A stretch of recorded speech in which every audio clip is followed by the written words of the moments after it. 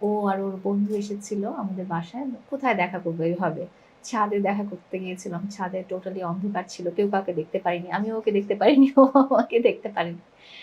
আর ওটাই ছিল first meet আরকি। এরপর এ এই যে অন্ধকারের মধ্যে দেখা হলো, ওই ফিলিংসটা কেমন ছিল? এই ফিলিংসটা অদ্ভুত একটা ফিলিংস। কারণ হচ্ছে যে ওর সাথে আমি এতদিন কথা বলেছি প্রায় ২-৩ মাস। কিন্তু এভাবে ইন পারসন এভাবে আমার ওর সাথে দেখা হয়নি। ভার্চুয়াল লাইফ এ দেখেছি। হুম, হুম। অ্যান্ড খুব অল্পটা টাইম ছিলাম। কয়েকটা মিনিট কারণ ওটা হচ্ছে আমাদের বাসার ছাদ। যেকোনো মোমেন্টে যে কেউ দেখে ফেললে তো হুম, একটা হুম, হুম। এম্বারাসিং সিচুয়েশন হবে। তারপর তার বন্ধুও ছিল।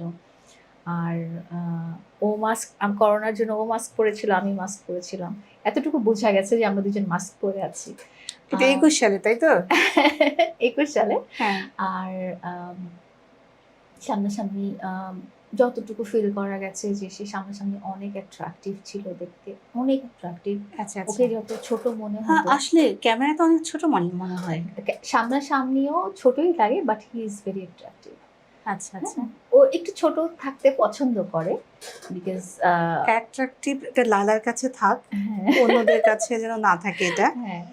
হ্যাঁ। ওকে সামনাসামনি দেখে খুব অ্যাট্রাকটিভ লাগলো। খুবই স্মার্ট অ্যান্ড হুম। মানে খুব ভালো লেগেছে। মানে প্রেজেন্স টা খুব ভালো ছিল।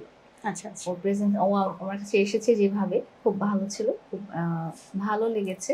খুব একটা কথা হয়নি, কেমন আছো না আছো এতটুকুই কথা হয়েছে।